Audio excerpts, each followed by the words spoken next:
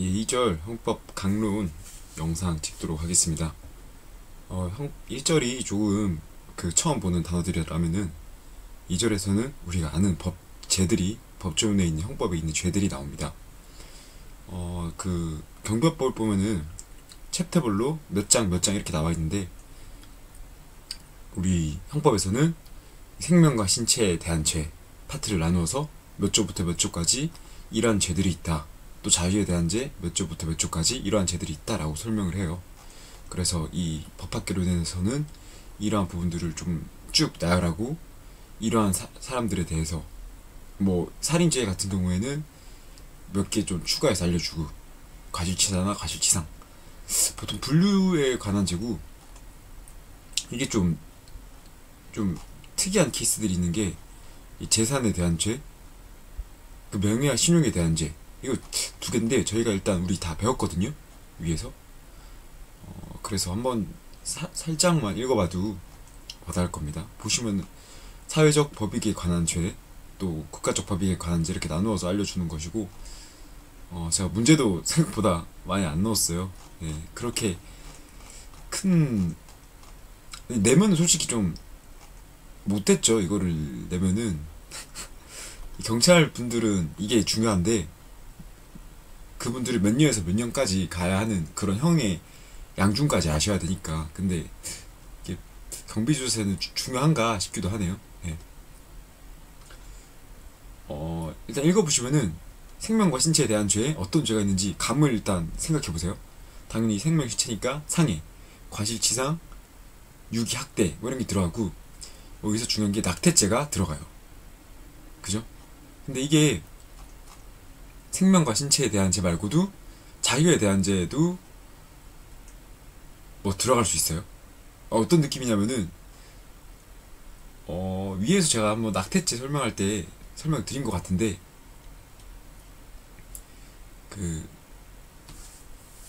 이게 사회죄 가면 나오고, 사회죄 기본 헌법에서 나오나? 제가 방금 말씀드렸던 건 잊으시고, 지금은 형법 강론이니까 그것만 일단 다시 기억할게요.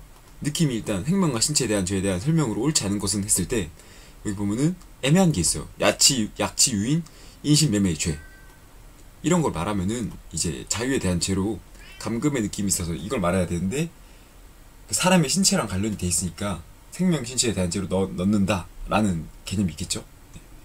이런 것만 구분하시면 되고, 위에서 이것도 굳이 제가 나온다면은 교사범과 간접정범, 그리고 이런 게 나오는데, 보시면은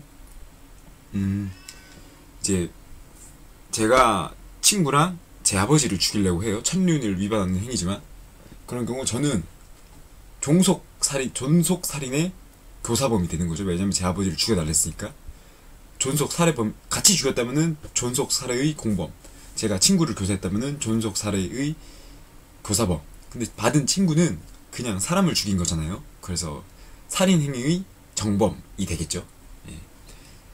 이 정도만 구분하시면 되고, 상해와 폭행죄, 여기서 상습, 상해, 그러니까 상습이 붙거나 중과실 이런 거는 가중하여 처벌한다, 이런 거만 알면 되고, 2분의 1까지 가중한다는 말도 우리 많이 들어봤죠. 그리고 상해와 폭행의 차이를 아시면 되고, 상해가 발생하려면은 폭행이 있어야겠죠. 물론 폭행이 아니어도 상해는 발생해요. 왜냐면 업무상 상해죄 이런 것도 있을 수 있고, 과실치상, 그죠? 과실로 상해를 입힐 수도 있고, 폭행으로 상처까지 갔다, 그럼 폭행치상, 알겠죠? 구분하시면 되고, 이 협박과 강요, 감금뿐만 아니라 이렇게 협박, 강요로 사람의 판단을, 자유를 행하는 행위도 자유에 대한 죄. 이것도 혼돈되죠? 이게 생명과 신체에 대한 죄에 강간과 추행죄를 넣고 싶은데, 이제 자유의 죄에 속한다. 이 두 개가 조금 포인트겠죠. 포인트, 혼돈되는. 그리고 옛날 기출문제 푸시면은 이게 강간죄가 그때는 친구죄였어요, 예전에는. 그래서 고소가 있어야지 처벌이 가능했는데, 이제는 아니죠. 제외가 되었습니다.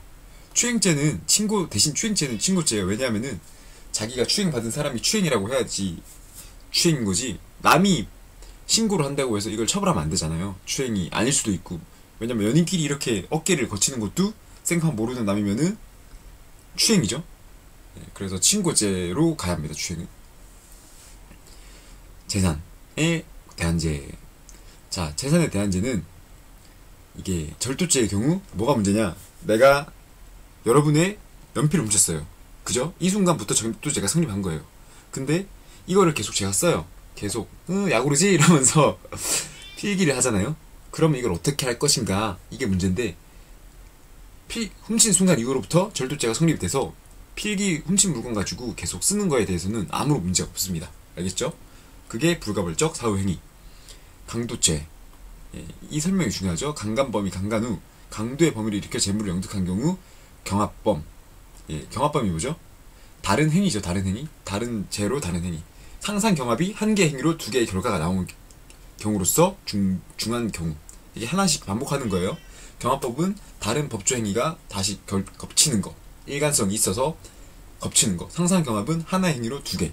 또 포괄일죄는 같은 죄의 행위를 몇 개를 수차례 반복한 거를 하나의 죄로 보는 것. 알겠죠? 사람을 살해한 직후 재물을 영득하면 살인죄와 점유이탈물 횡령죄가 성립한다. 점유이탈은 뭐죠? 사람이 시계를 차고 있다고 생각해봐요. 그러면 제가 사람을 죽였어요. 살인죄가 성립했죠? 그리고 그 이후에 얘 시계가 좋아 보이는데? 해가지고 그 사람이 시계를 훔쳐가요.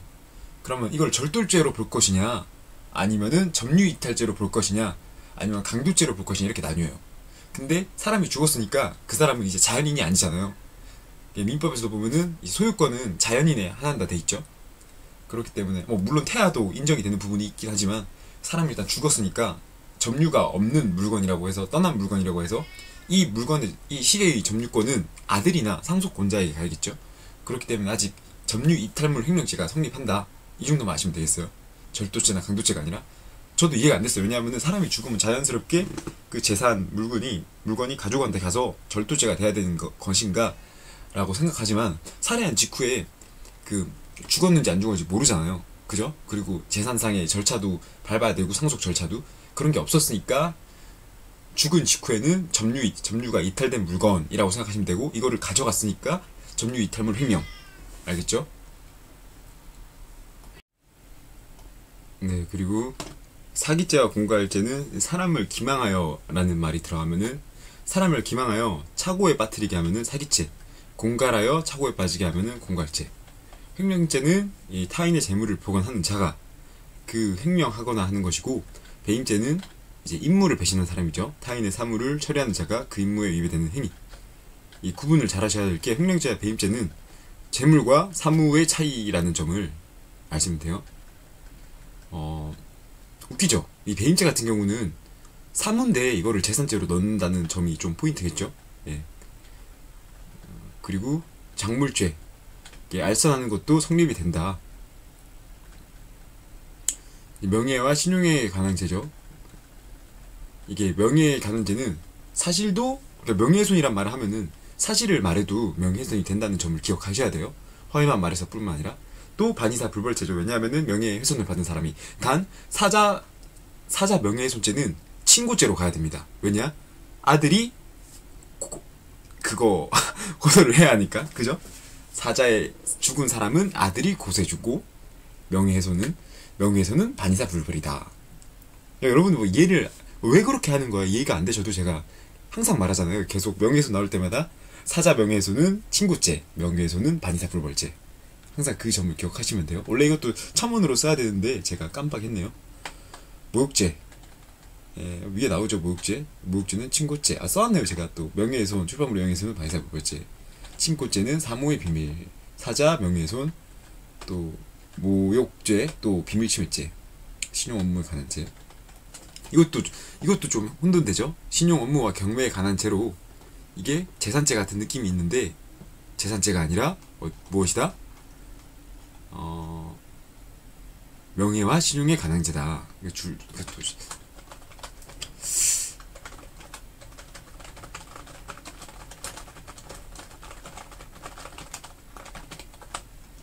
좀 혼돈되실 수 있으니까 써놓을게요. 이렇게. 그 다음에 사생활 평온에 관한 죄. 네. 또 이게 사모의 비밀이라고 해서 또 이거를 명예신용에 또 넣을 수도 있겠죠. 근데 그 정도까지는 안 하셔도 돼요. 알겠죠? 불가벌적 사회행위는 절도범에게 아까 제가 말씀드린 그거고, 재물죄, 이득죄, 재물죄와 이득죄 이렇게 구분을 하셔야 되는 게 있어요. 재물죄는 진짜 물건 가지고 하는 게 재물죄예요. 그죠? 그리고 이득죄는 배임죄. 타인의 사물을 처리하는 사람이 배신을 해서 이득을 얻는 걸 배임죄. 그리고 이 두 개가 겹쳐지는 게 있어요. 그러니까 재물로 인해서 이득을 보는 거죠. 강도죄, 사기죄, 공갈죄. 알겠죠? 그러니까 다시 제가 말씀을 잘못 드렸네요. 다시 말해줄게요. 절도죄와 횡령죄, 장물죄, 손괴죄는 재물이 객체입니다. 재물이 타겟이고 이득은 경제적인 이득이나 재산상 이익이 이득죄입니다. 근데 이게 두 개가 겹쳐지는 게 사기죄죠. 사기죄는 왜냐하면 그 사람의 경제적 이익을 사기쳐서 가져와도 되고 재물을 사기쳐서 가져와도 되니까. 알겠죠? 혼돈 되시면은 두 문자로 강사공 이렇게 외우면 돼요. 강사공. 왜냐하면 어차피 객관식은 4개가 나오거든요. 분명히 횡령죄나 장물죄나 손괴죄, 배임죄를 섞어놓고 재물죄와 이득죄 중 공동되는 성질을 가지지 않는 것은 이라고 나올 거란 말이에요. 그렇기 때문에 강사공, 재물죄와 이득죄가 겹쳐지는 것은 강사공 이렇게 외우시면 되겠습니다. 절도죄 아니에요. 강사공. 이거는 빈도로 나눠서 하면은 우리 사회법익에 관한 죄인데 읽어볼게요. 공고 안전 해야 하는 죄, 폭발물에 관한 죄, 방화 및 실화죄, 불 지르는 행위죠. 불을 놓는 행위. 그리고 일수와 수리, 물난리죠. 물난리, 수해, 교통방해죄. 또 이렇게 게 있다. 우표나 돈, 유가증권, 인지나 이런 거는 공공신용에 관련돼 있고, 공중위생에 관한 죄도 있다. 아편에 관한 죄, 또 우리 사회도덕에 대한 죄가 있다. 이것까지 나오면 조금 어려울 테니까 한번 이러한 개념, 사회적 법이 또 있구나, 또 굳이 나누자 치면은 성풍속이 공공안전이 아니라 도덕이구나, 뭐 이 정도만 아시면 되겠죠. 국가적 법익, 이게 좀 그나마 나와요. 예, 이게 왜냐면은 뇌물죄가 재산죄가 아니라 공무원에 대한 죄로, 국가 기능에 대한 죄로 나뉘기 때문에 이게 좀 포인트로 기억을 하시기 바랍니다. 나머지는 뭐 읽어보시면은 와닿을 거예요. OX 바로 갈게요. 갑은 친구 을과 공동으로 자신의 아버지 병을 살해하였다. 이 경우 갑과 을의 형사 책임은 모두 존속살해죄이다. X. 갑은 자신의 아버지를 죽였으니까 갑은 보통살해죄겠죠. 형법상 절도죄, 뇌물죄, 사기죄, 손괴죄는 재산죄이다. 한번 볼까요? 사기죄는 아니죠. 여기서 사기죄도 재산죄로 볼 수 있지만 뇌물죄가 아니죠. 뇌물죄는 공무집행에 관한 죄죠. X. 배임죄, 신용훼손죄, 손괴죄, 장물죄는 모두 재산에 관한 죄이다. 여기서 신용훼손죄가 혼돈이 되실 텐데, 신용훼손죄는 명예훼손에 관한 죄지 재산이 아닙니다. X. 장물죄, 사기죄, 강도죄, 공갈죄는 모두 재물만을 객체로 나뉘죠. 여기서 사기죄나 이런 기타 공갈이나 강도는 이제 재물만을 하는 게 아니라 이익도 하는 거죠. X. 살인죄, 낙태죄, 유기죄, 위증죄는 형법상 개인에 관한 죄로, 개인적 법익에 관한 죄로 설명할 수 있다. 아니죠.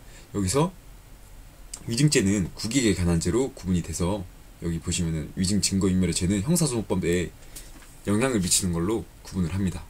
자, 이렇게 해서 오늘 이제 2절 강론까지 끝냈고, 분류하는 것만 잘하시면 되니까 2절은 그렇게 하시고, 다음번부터는 또 이제 또 한 40페이지? 30 몇 페이지 되려나? 맛만 보고 갈까요? 1, 2, 3, 4, 5, 6, 7. 몇 페이지 안 되네. 많이 되네. 20 넘었고. 오케이. 25페이지 되는 분량의 형사소송법이 기다리고 있습니다. 이거 읽으면 거의 다 왔죠. 뭐 같이 가야죠. 그죠? 저도 빨리 만들어야 되고. 일단 이번 영상은 여기까지 하고, 다음 영상 형사소송법에서 뵙겠습니다.